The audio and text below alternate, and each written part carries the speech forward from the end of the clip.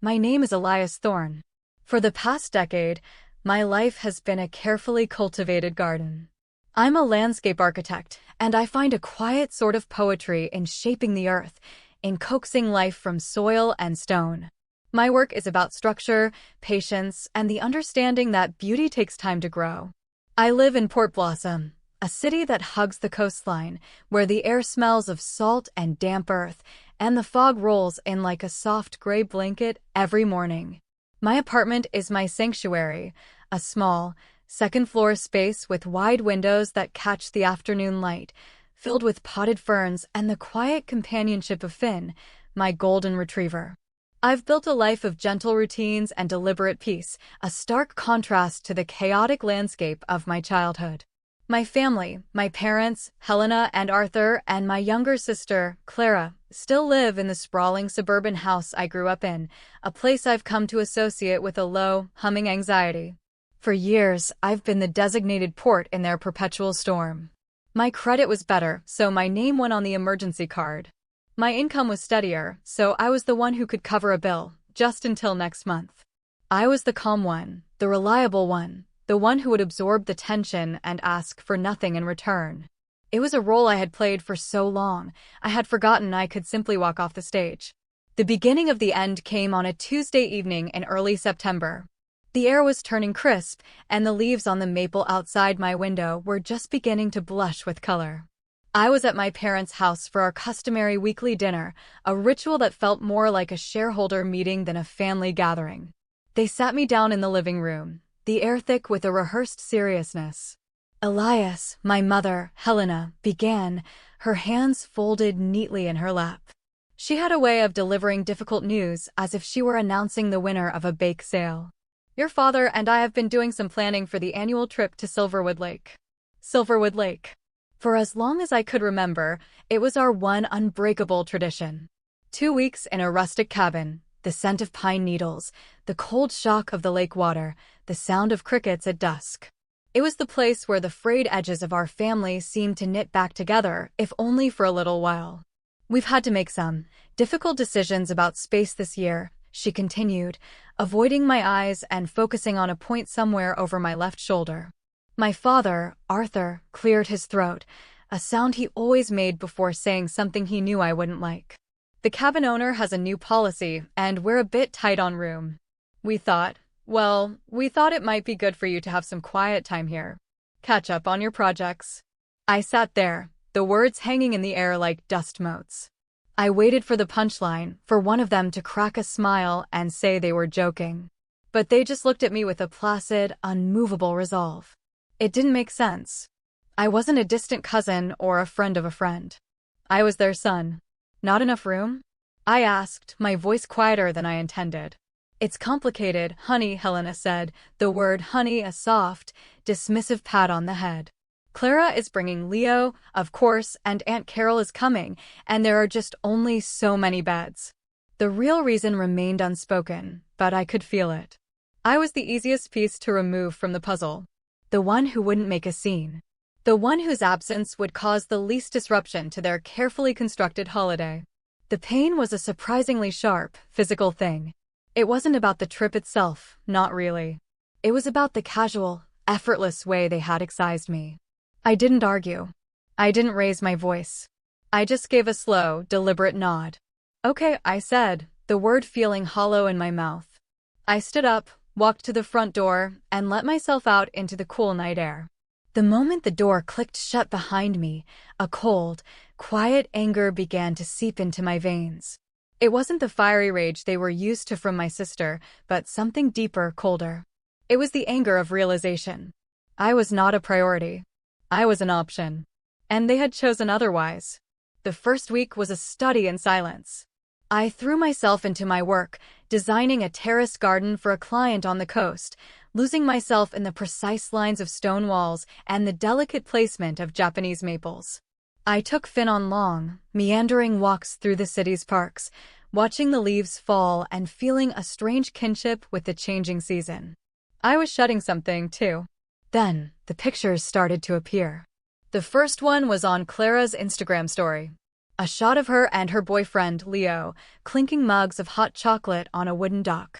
They were wearing matching flannel shirts, their faces glowing in the firelight. I tapped through. There was a photo of my parents with Aunt Carol, all of them bundled in scarves, smiling forced, happy smiles. And then I saw him. A boy I didn't recognize, probably 14 or 15, sitting with them around the fire pit, roasting a marshmallow. I felt a jolt of confusion. Who is he? I scrolled through the comments on a photo my mother had posted to her main feed. A family friend had asked, "Who's the handsome young man?" My mother's reply was instantaneous and dripping with saccharine virtue. "That's Evan.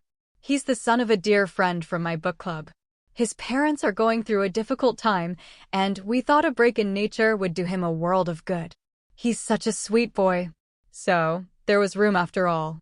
There was room for a near stranger, a prop for their performance of familial charity. There just wasn't room for me. The final blow came a few days later. A group shot, taken on a boat out on the lake. The water was a brilliant, impossible blue, the sky a perfect, cloudless canvas. The whole group was there, tanned and relaxed, their arms around each other. My mother had written the caption, "My whole world in one picture." So grateful for every single one of them. Every single one of them. I stared at that photo for a long time, the smiling faces blurring through the sudden heat in my eyes. I felt a profound sense of detachment, as if I were looking at a family of strangers. And in that moment, I realized that's what they had become. I logged out of the app. I didn't call. I didn't text. I didn't demand an explanation. If I was an afterthought to them, perhaps it was time they became one to me. That night, as I was paying my bills, I remembered the credit card. The emergency account. The one my name was on because my credit score had been the key to getting it approved. The deal was simple. It was for true emergencies only, used sparingly, and paid off immediately. That promise had disintegrated over the last year. I'd watched the balance creep up with charges for high-end groceries, gas for their 2 cars, online shopping sprees, and a series of essential home goods that never seemed to make their way to my apartment. I had been paying the minimums, and sometimes more, just to protect the credit I had worked so hard to build. They were on a boat, celebrating their whole world, while I was at my desk, paying for the gas that got them there. I opened my banking app, my fingers moving with a calm, unhesitating certainty. I found the account, navigated to the management page, and saw the button, Freeze Account. I pressed it. A small confirmation window popped up. "Are you sure?" I was. I clicked again, and the screen refreshed with a new status. "This account is temporarily frozen." I closed the laptop, a quiet sense of finality settling over me. The first boundary had been drawn. The next morning, the storm arrived. I was in my kitchen, grinding coffee beans, the rich, dark aroma filling the air. Finn was at my feet, thumping his tail against the cabinets. My phone, sitting on the counter, began to buzz. "Dad." I let it go to voicemail. A minute later, it buzzed again. "Dad." I ignored it. It rang 7 times in the first hour before falling silent. Then, a new name flashed on the screen. Clara. I let it ring. A text message followed immediately. "Why did you freeze the account?" "We're stuck." Another one. "The card was declined for gas. We're in the middle of nowhere in Oregon." "This isn't funny, Elias." I poured hot water over the coffee grounds, watching the dark liquid bloom and drip into the carafe. I took my time. I walked Finn, stopping at our favorite coffee shop for a latte, feeling the warmth of the cup in my hands. The world felt crisp and clear. By the time I returned home, I had 27 missed calls and a flood of texts from my entire family, including a frantic, rambling email from my mother about responsibility and the dangers of being stranded. I didn't read it all. Instead, I opened my payment app. I found my dad's profile and sent him exactly $5.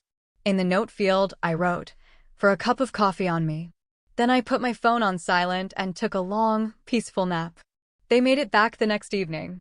I knew because I still had them on a location-sharing app we'd all installed after Clara lost her phone on a hike last year. They'd forgotten about it, I suppose.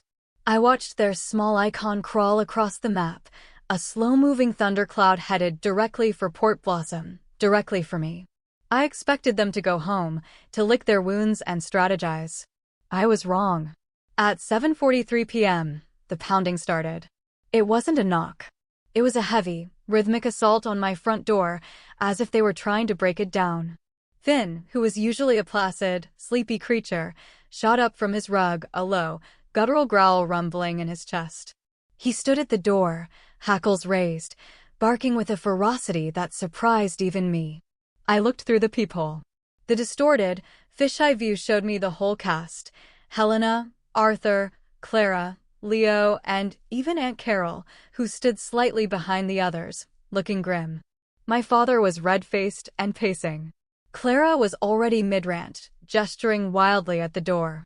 "Elias, open this door right now," my father yelled, his voice muffled but furious. I took a deep breath, straightened my shirt, and opened it. They didn't wait for an invitation. They surged in like a tide, a wave of anger and entitlement that immediately filled my small, quiet living room. Finn lunged toward Leo, barking so hard he seemed to be levitating with each sound. Leo yelped and scrambled backward, nearly tripping over the entryway rug. "Get control of that dog," he shouted, his voice high-pitched. "He's fine," I said, taking a firm hold of Finn's collar. "He just doesn't like it when people barge in." My mother started first, her voice a sharp, lecturing tone that cut through the air. "Do you have any idea what you've done? Freezing the account while we were out of state? It was irresponsible. It was cruel. We were in danger. You seem to be managing just fine on the boat," I said quietly. That only fanned the flames. My dad stepped forward, jabbing a finger in my direction. "You acted like a spoiled, spiteful child. This is not how a son behaves." Clara, whose Instagram was a monument to feigned gratitude and curated positivity, chimed in. "You made us look like fools. The gas station attendant, the hotel manager, everyone. Do you know how embarrassing that was?"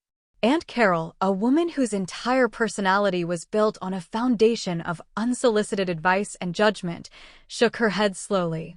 "You should be ashamed of yourself, Elias. A decent person would never abandon their family like that." Then Leo, who had been in the picture for less than a year but carried himself with the unearned confidence of a future heir, took a step closer. "If this is how you treat your own blood," he said, his chest puffed out, "maybe you don't deserve to be part of this family." A laugh almost escaped me. I looked at him, at his trendy haircut and his self-important sneer, and felt a profound sense of pity for my sister. "You're not family, Leo," I said, my voice even. "You're just the plus one who didn't get left behind." His face tightened. For a second, I thought he might actually try something.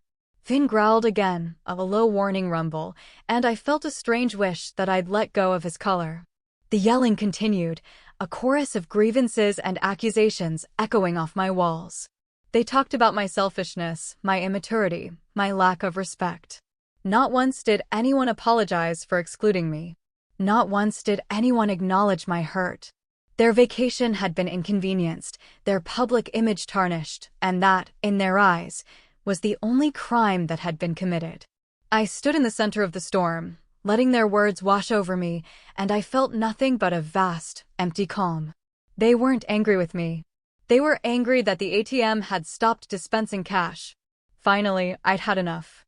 "Get out," I said. They stopped, stunned into silence. "I'm not repeating myself," I said, my voice low but carrying a new weight. "Get out of my apartment. Now." One by one, they began to file out, their anger replaced by a sullen, wounded pride. Clara muttered something about me being unbelievable. Leo shot me a final, venomous glare. Aunt Carol slammed the door with a theatrical flourish. My mother said nothing, her face a mask of disappointment. Uncle Ben, my father's younger brother, had arrived sometime during the commotion and was the last to leave. He hadn't said a word the entire time, just stood by the door looking deeply uncomfortable. He paused on the threshold, his eyes meeting mine. He didn't look angry. He looked embarrassed. For them. He gave a slight, almost imperceptible nod, then turned and walked away. The moment the door clicked shut, the silence in the apartment was absolute. It was a clean, perfect silence. I knelt down and stroked Finn's head, his body still trembling with adrenaline. "Good boy," I murmured. I clipped on his leash, and we went for a long walk in the dark, cool air. I left my phone at home. Whatever messages were waiting for me, whatever new drama they were brewing, I didn't care. The game had changed. I was no longer playing. For 3 days, there was nothing. No calls, no texts, no unexpected appearances. It was an unnerving quiet, the kind of stillness that precedes a hurricane. I knew it wasn't over. People who thrive on control don't simply let go when it's wrested from them. They regroup. They re-strategize. On Saturday morning, I woke to a brilliant, cloudless sky. I took Finn to the waterfront park, bought a warm almond croissant and a coffee from a local bakery, and for a few hours, felt a sense of genuine, untroubled peace. Maybe, I thought, the storm had blown itself out. When I arrived back at my building, that hope evaporated. The heavy glass security door to the lobby, which was always locked, was propped open with a small rock. A prickle of unease ran down my spine. The linoleum in the stairwell was smudged with muddy footprints leading up to the second floor. My floor. I took the stairs 2 at a time, my heart beginning to hammer against my ribs. My apartment door was closed, but the deadbolt wasn't thrown. I always locked the deadbolt. Finn began to growl before I even touched the doorknob. I pushed the door open and stopped dead in the entryway. They were in my home. Not angry or shouting this time, but settled in, as if they owned the place. My mother was at my kitchen counter, sipping from one of my favorite ceramic mugs. My father was on my sofa, casually flipping through a stack of my mail. Clara was curled up in my armchair, scrolling through something on my tablet. Leo was standing by the window, eating the last 2 slices of pizza I had saved from the night before, straight from the box. Aunt Carol had taken her shoes off and was propped on the ottoman, rubbing lotion into her feet. Uncle Ben was there too, standing awkwardly near the bookshelf, his expression a mixture of resignation and deep regret. I stood there, the leash slack in my hand, as Finn surged forward, barking with a fury I had only seen once before. "What are you doing in my apartment?" My voice was dangerously calm. My dad looked up from my mail, not a trace of shame on his face.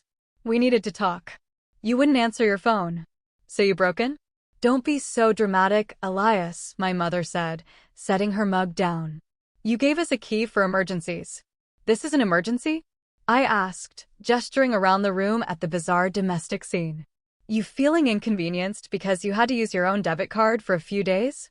And then, as if on cue, they all began talking at once, the familiar chorus of blame and justification. I was manipulative. I had crossed a line. I was selfish. Leo tried to step up again, puffing out his chest as if to assert his dominance in my home.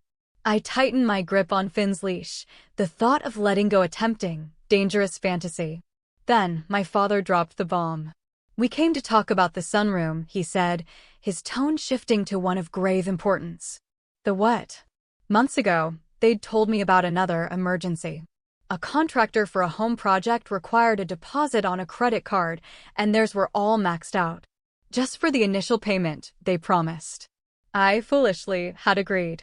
I knew they'd used the card for groceries and gas, but I had no idea about the true scope of their spending.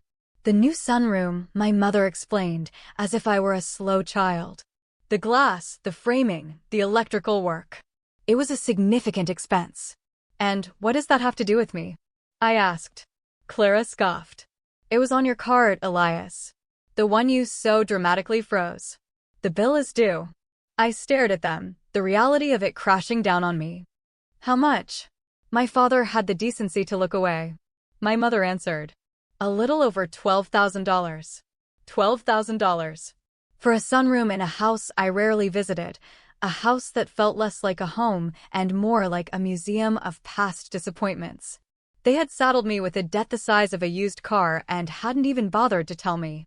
It was a family investment, my mother added, her voice regaining its righteous indignation. We all benefit from a more beautiful home. I haven't had a meal in that kitchen, let alone sat in your new sunroom, in almost a year, I said, my voice shaking with a rage that was finally breaking through my carefully constructed calm. My dad stood up. If you refuse to help with this, you are turning your back on this family. Aunt Carol nodded sagely. Selfishness always leads to a lonely life, Elias. And Leo, somehow still believing he had a right to speak, added, you're going to regret treating your blood this way. I looked at each of their faces. The entitlement. The complete lack of remorse. They hadn't come to talk. They had come to collect. They weren't sorry for the lies or the exclusion. They were just furious that the consequences had finally caught up with them. Get out, I said, the words sharp and clear. Leo let out a short, derisive laugh. Or what? I didn't answer him. I walked to the front door, pulled it wide open, and pointed. You have 10 seconds before I call the police and report you for breaking and entering. The atmosphere shifted instantly. The bravado drained from their faces, replaced by a flicker of genuine fear. They began to move, gathering their things, shoving on their shoes. You're acting like a stranger, my mother said, her voice trembling. You're dead to me, Clara hissed as she passed. Leo scurried out, giving Finn a wide berth. Uncle Ben was the last to leave. He paused in the doorway again, his face etched with sorrow. I'm sorry, Eli, he whispered, so quietly I wasn't sure I'd heard him right. Then he was gone. The second the door was shut, I threw the deadbolt. Then I went in my laptop and found the number for a 24-hour locksmith. The emergency key was a vulnerability I could no longer afford. After that, I started gathering documents. Every credit card statement. Every screenshot of a charge that wasn't mine. Every text message where they promised to pay me back. I found the emails about the emergency deposit for the contractor. I was done being a victim. It was time to build a fortress. 2 days after I had the locks changed, the family group chat, which I had muted weeks ago, began to ping with a new urgency. Clara, we need to talk. Seriously. It's about Dad. Mom, Elias, please. Can we just come over for 10 minutes? Clara, he might lose his job. Please, just talk to us. I knew what it was. A new angle of attack. Guilt. Fear. They weren't sorry. They were cornered. I had spent the day after they broke into my apartment on the phone with the credit card company's fraud department. I had walked them through the unauthorized charges, culminating in the $12,000 for the sunroom. I had sent them all my documentation. It was no longer a family dispute, it was a fraud investigation. The part about my dad's job, however, was new. Later that afternoon, a call came through from an unknown number. I let it go to voicemail. The message was from a woman in the human resources department at the engineering firm where my father had worked for 30 years. Apparently, the billing address he'd used for the sunroom contractor was his office. When the credit card company flagged the charge as fraudulent, it triggered an internal review at his company. He was on administrative leave pending an investigation. That evening, Clara's texts became a desperate barrage. You've gone too far this time, Elias. This is your fault. You're destroying Dad's career. How could you do this to us? I didn't respond. Opening that door, even a crack, would be like inviting a flood into my home. I was done bailing them out. I was done being the family dam, holding back the consequences of their choices. Around 8:30 p.m., there was a soft knock on my door. 2 gentle taps, nothing like the angry pounding from before. I checked the peephole. It was Uncle Ben. He was holding a 6-pack of local IPA and a paper bag that smelled of Thai food. I hesitated for only a moment before opening the door. He walked in, setting the food and beer on my small kitchen table. I'm not here to ask for anything, he said, his voice weary. I'm not here to try and fix this. I just figured you deserved to know the truth. He sat down, and the story came tumbling out. The boy, Evan, wasn't just a friend's son. He was Leo's younger brother. His parents were in the middle of a nasty divorce, and Clara, in a bid to impress Leo and play the part of the magnanimous girlfriend, had insisted they bring him to Silverwood. It would be a grand, charitable gesture. She had convinced my mother it would make the family look good. My father, according to Ben, simply didn't care enough to argue. They cut you to make room for him, Ben said, his gaze fixed on the table. They knew you'd be hurt. They just decided they didn't care enough to deal with the fallout. I tried to talk them out of it, Eli. I really did. But they don't listen. I didn't say anything for a long time. I just absorbed the information. It wasn't a mistake. It wasn't a misunderstanding. It was a calculated choice. They had weighed my feelings against their desire to put on a show, and my feelings had come up short. That night, Clara posted a new Instagram story. It was just a black screen with white text. You think you're punishing us, but you're only punishing yourself. Family is forever unless you're the one who throws it away.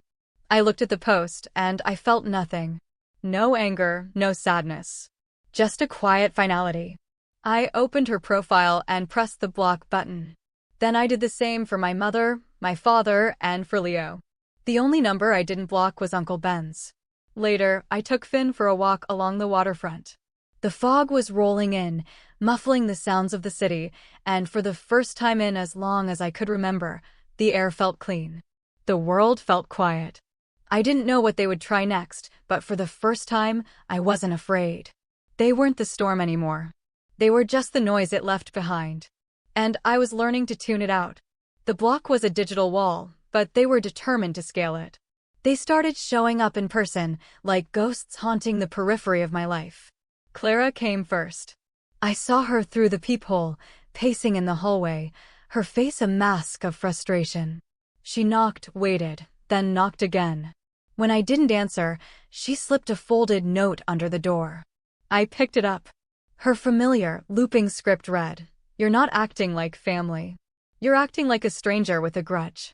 Be better than this." I crumpled it without reading the rest and tossed it in the bin. My mother was next. The following night, I saw her car parked across the street, the dim glow of her phone illuminating her face. She sat there for nearly half an hour, just staring up at my window. A silent, pathetic vigil. She never got out of the car. I watched her, then drew my curtains. The silence that followed felt different. It was strategic. Calculated. Then, on Friday, I got a text from an unknown number. "You might want to check your credit report. And, don't worry, this wasn't me. But I warned you. You started this." It was Leo. His attempt at intimidation was clumsy, but the phrase "this wasn't me" sent a chill down my spine. I immediately opened my credit monitoring app. My heart sank. There it was, 2 new hard inquiries from the last 48 hours. One from a major home improvement chain, another from a contractor supply warehouse. Someone had used my name and social security number to apply for new lines of credit. They hadn't just broken into my home and saddled me with their debt. Now they were committing identity theft. The application had been submitted online, from an IP address that the credit bureau easily traced back to my parents' home. That was it. The final, irrevocable line had been crossed. I didn't yell. I didn't drive over there. I acted with the cold precision of a surgeon. I printed everything. The fraudulent credit applications. The screenshots of Clara's texts. The invoice for the $12,000 sunroom. The email from my father's HR department. The entire fraud report from the credit card company. I placed it all in a large manila envelope, sealed it, and drove to their house late that night. I left it on their front porch with no note. The facts could speak for themselves. Around midnight, my phone rang. It was Uncle Ben. "They've lost their minds, Eli," he said, his voice strained. "Your father is talking about pressing charges against you for harassment. Your mother is convinced you're on a campaign to destroy the family. Clara is blaming you for everything. And Leo. Leo is pouring gasoline on the fire every chance he gets." He paused, and I heard him take a deep, shaky breath. "I think you need to stop answering the door. For good this time." "Why?" I asked. "Because Clara said something tonight," he said, his voice dropping. "After they found the envelope. She said you'd ruined everything, and the only way to make you pay was to ruin something of yours." It wasn't a threat, Eli. It sounded like a plan. I looked over at Finn, sleeping peacefully on his rug, his side rising and falling in a steady rhythm. Ruin something of mine. My peace. My safety. My home. I'd had enough. For 3 days, an eerie quiet descended. But I didn't relax. I installed a small, high-definition security camera above my door. I triple-checked the locks every night. Finn seemed to sense the tension, staying close to my side, his ears perked at every sound from the hallway. Then, at 2:17 a.m. on the fourth night, my phone lit up with a notification. Motion detected. Front door. I tapped the alert, my blood turning to ice. The live feed filled my screen. There they were. Clara, Leo, and my mother, Helena, huddled outside my door like common criminals. They were holding garbage bags. One was filled with what looked like shredded paper, the other held tools. As I watched, my heart pounding, Leo crouched down and began jamming something into the keyhole of my brand new lock. Without a second's hesitation, I called 911. No warning. No second thoughts. The police arrived in under 5 minutes. By then, Leo had managed to break off a piece of metal inside the lock and had squirted a line of superglue into the keyhole. Clara had been in the process of trying to glue a handwritten sign to my door. The sign, which had fallen to the floor, read, "A son who abandons his family deserves to be alone." When the officers asked if I wanted to press charges for attempted breaking and entering and vandalism, I didn't blink. "Yes," I said. The scene that followed was surreal. My mother, her face ashen under the harsh fluorescent lights of the hallway, began to sob, pleading with me to tell the officers it was all a terrible misunderstanding. Leo tried to bluster his way through it, claiming it was just a harmless prank. Clara was silent, her face flushed with rage, her arms crossed like a defiant child. I signed the police report, and that was the last time I saw their faces. A few days later, a letter arrived. It was handwritten on simple lined paper with no return address. The script was unfamiliar. I opened it cautiously. "Dear Elias, I know you probably don't want to hear from anyone connected to them, but I had to write this. My name is Evan. I'm the boy who was on the trip to Silverwood Lake. I didn't understand everything that was happening back then, but I understand it now. I overheard things. I saw how they talked about you. I asked your sister where you were once, and she told me you were too dramatic to be invited. I thought they were being kind to me, but it turns out they were just using me to make themselves feel like good people. I never wanted to be the reason someone else was left out. I wanted you to know that it didn't feel right to me then, and it really doesn't feel right to me now. I hope you're okay." I read the letter twice, a strange warmth spreading through my chest. He was just a kid, a pawn in their pathetic game, but he had more integrity and empathy than my entire family combined. A week later, an email from an anonymous address appeared in my inbox. The subject line was blank. There was no text in the body, only a single attachment. It was a screenshot of a private group chat between Clara, Leo, and my mother. The name of the chat was Project Payback. The messages were a disgusting, detailed plan of their late-night visit, who would bring the glue, what tools to use on the lock, what to say if they got caught. It was cold, premeditated, and filled with a casual cruelty that stole my breath. At the bottom of the screenshot was a final, damning message from my mother. He needs to learn that we are his family, and he doesn't get to walk away from us. We will make him need us again. I knew the email was from Uncle Ben. It was his final act of allegiance, his way of severing his own ties and ensuring I knew, without a shadow of a doubt, that I had made the right choice. He called me one last time a month later. "They've disowned you," he said, his voice flat. "Helena told everyone she only has one child now. That her son is gone." I waited for a feeling of loss, a pang of sadness. Nothing came. "They'll never admit it," Ben continued, "but they know. They know they destroyed everything. You were the only one who ever truly showed up for them, Eli. And they traded you for an audience." "I know," I said. And for the first time, I felt a deep, profound sense of peace. "I'm not angry anymore, Ben. But I am done." I meant it. I still live in the same apartment in Port Blossom. The lock is new, the door is unscratched, and the only one who greets me there is Finn, his tail wagging, his love unconditional. I've started taking weekend trips on my own, driving up the coast with Finn in the passenger seat. I explore small towns, hike through misty forests, and sit on empty beaches, watching the waves roll in. There are no matching shirts, no group photos, no carefully crafted captions. There is just the quiet, steady rhythm of my own life. Sometimes, a photo of them will pop up on a mutual friend's social media feed, a wedding, a holiday gathering. I see their faces, smiling for the camera, and I feel nothing but the faint, distant curiosity one feels when seeing a picture of strangers. Because that's what they're now. And I am finally, beautifully free.